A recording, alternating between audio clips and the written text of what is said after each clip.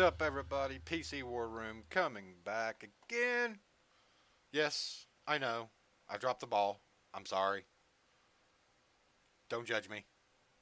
No, I'm just joking. Uh, no, I've just been caught up, guys, with a lot of work and everything. So, I mean, I have still been live streaming on Facebook a lot. Haven't got YouTube set up yet. Um, but I'm working on it. Uh, Anyway, I promised you guys, when we got the new rig here, I would probably do a benchmark testing for you on the graphics card and, you know, see what the difference is. But now, I'm conflicted. I'm very, very conflicted. And the only reason why I'm saying this is my old rig was a AMD Ryzen 5 2400G with the built-in Vega graphics with a RX 580 4 gig AMD Radeon. Um, and I'm kind of torn at this point. Um, so I'm just going to jump into this while, I'm trying to rack my brains here. I basically did 3 tests, and I basically did the same test as I did with the old system I had. And this is just weird. Now, before I get into this is 1080p. There is no 4K. Before anybody asks, I don't have a 4K monitor. I really don't think there's a difference in 4K, and I really don't. Just think it's a money racket right now. Because honestly, the human eye really cannot distinguish between a high def to 4K. It really can't. Anyway, on 1920 by 1080p full screen, 8 times AA, ultra settings, tessellation set to normal, ambient occlusion on, VSync on. I got an FPS of 56.6 and a score of 1427. Minimum frames per second was 8.7 with a max of 64. And now here's where even I'm probably going to have a few people scratching their heads. The same settings, nothing different, I swear, not at all. Frames per second on the 4 gig card was 67.4 with a score of 1826. A minimum frame per second of 31.2 and max frames per second was 91. Yeah, I paused right there because I'm scratching my head on this when this new rig is actually literally a monster. And it fell flat on its face on these settings. I do not understand. Which, granted, 64 frames per second is actually, on the max side is pretty decent. But 56.6, which was the average, that's not so good. Not by today's standards, anyway.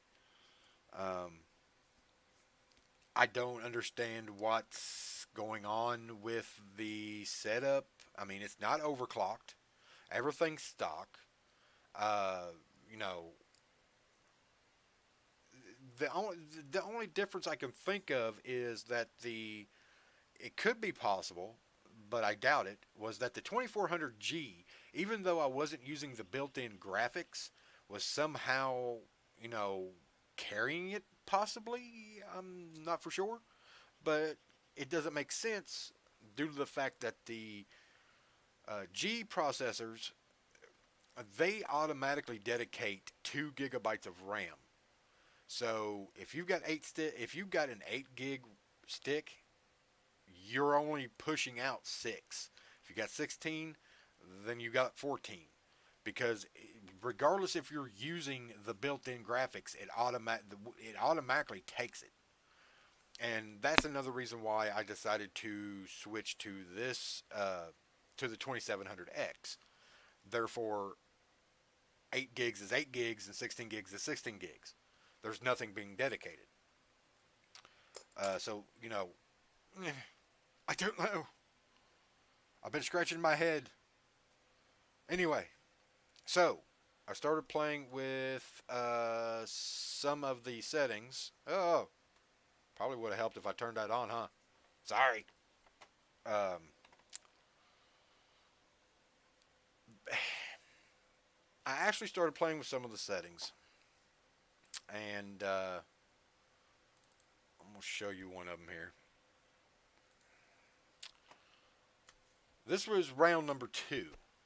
Okay, 93.5 better, and then until you get to the minimum of 9. That is going to cause a lot of issues. A lot. But max was 190.7, so okay, we could take that. Um, same, almost the same settings. 1920, 1080p, full screen. Custom presets was, everything was still on ultra. Never messed with that. Tessellation was still normal. I turned off AA, ambient occlusion, and VSync, and was actually able to increase it by, about 40 frames per second. But the minimum I was only able to increase by 2, 8, 9, nope, 3. 3.3. That's all I was able to increase it to. So, okay, keep playing. We'll keep playing. So, and then I got this one.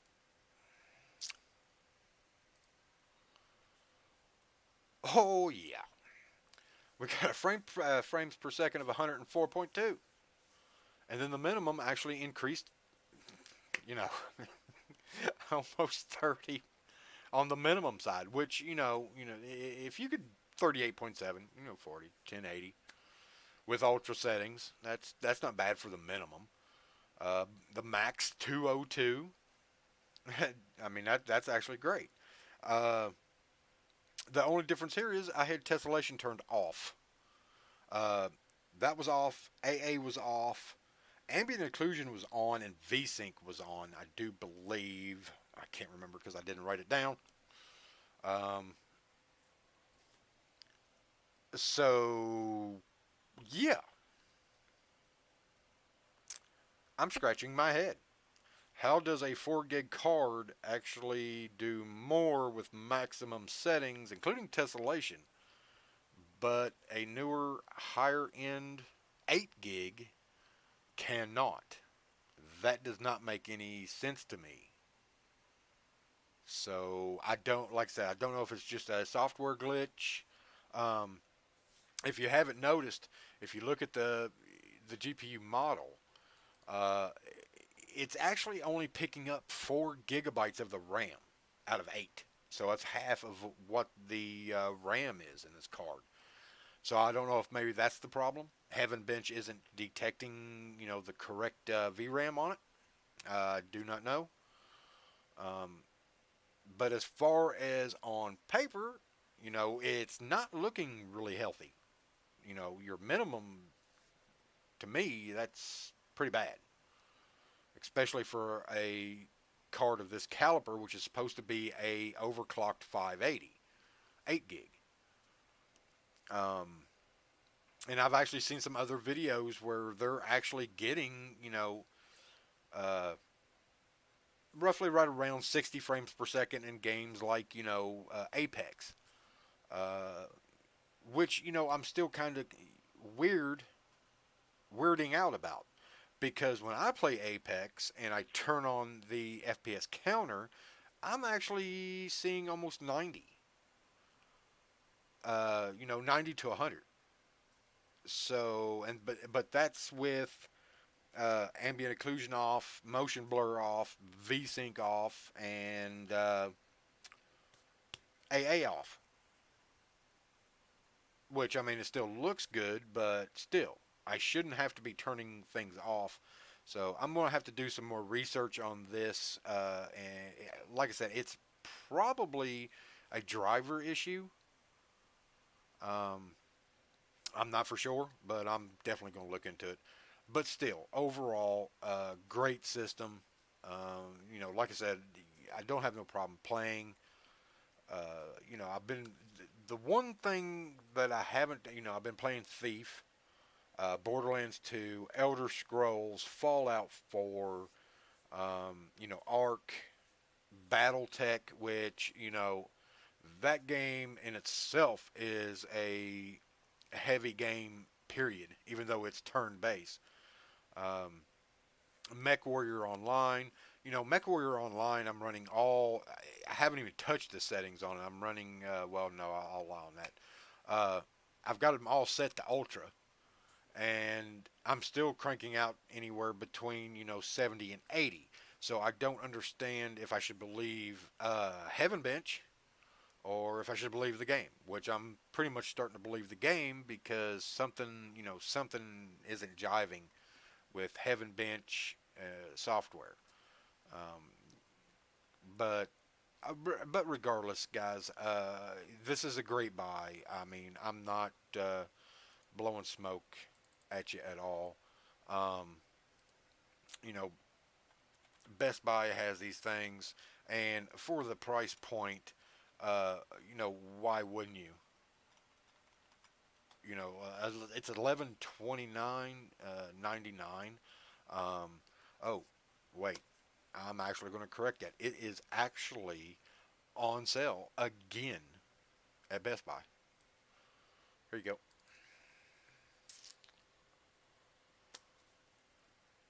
Original price was 1129.99, and now it's back on sale again for 979. It's $150 off, and it's liquid cooled.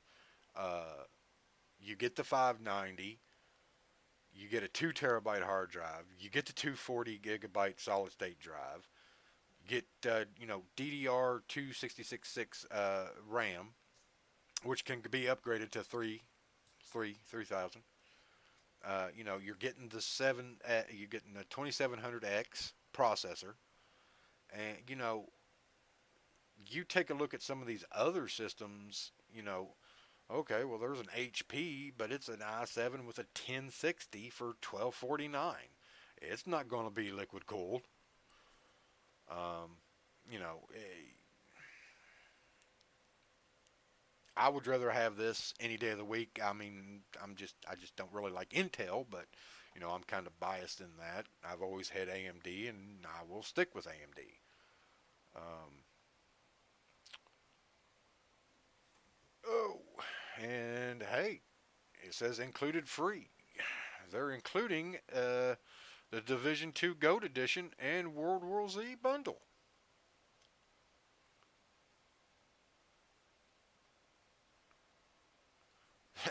That's not bad. So there's another $120 right there. So yeah, I mean, like I said, if you're wanting a good system, definitely look into this. Do not believe anybody when they tell you that this company is actually using off-the-wall parts. They're not. They're using name brand parts. You just don't know what type of name brand you're getting, which I can understand that by any means of the matter. They're going to buy whatever they can buy. I've got ADATA XPG RAM. You may actually have Vengeance. You may have Fury RAM. I've got a Power Color RX 590. You may get an XFX. You may get an MSI motherboard. MSI, ASRock, which mine's an ASRock. You don't know what you're going to get, but it will be actually good product. So don't believe all the naysayers when they say that they actually use inferior parts in the system. Don't. Um, but yeah, I mean, again, I would get it if you can, or save up for it and get something like this. This is a good deal. It's RGB. Everybody likes RGB. Uh, anyway, so in closing, I'm going to throw out some pointers here.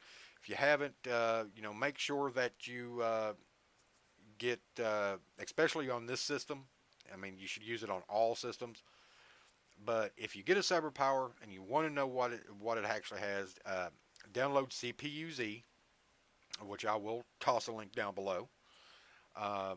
Another good one is GPU-Z. It will tell you exactly what your video card is, the name brand. Um, and then the other one I would actually recommend is MSI Afterburner.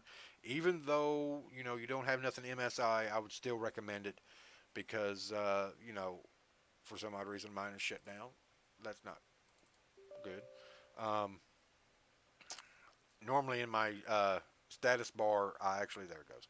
Uh, it actually has my temps. Now, if you are liquid cooled, uh, keep this up. Set it up and have it on there because when your pump goes out and you're in the middle of a game, you're not going to know until you probably smell something cooking. So I would actually download this software, and it basically monitors your temps from your CPU to your GPU.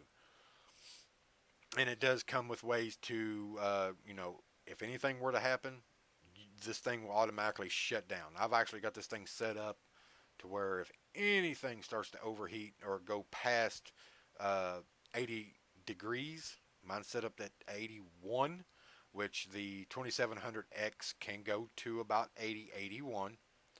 I've got mine set up that if as soon as it hits 81, I'm down. So there's no warning. It just shuts it down, which I'm okay with. I want to keep the processor alive, not have to go out and buy a new one if I can help it. So definitely look into these programs. Um, again, CPU-Z, so that way you can actually find out what your motherboard is. So you can go to their website and actually download their correct software and get current firmware updates. But other than that, that was my review. I'm kind of scratching my head. I promise, I will keep you guys up to date. I'm going to probably do some looking into drivers or contacting Heaven Bench and see what's going on, why it's only picking up 4 gigabytes out of the 8, and why the 4 gigabyte card is actually doing better than a 8 gigabyte card with better specs on paper. So, alright guys, I am out and hope you enjoyed the review, and I will check back with you later.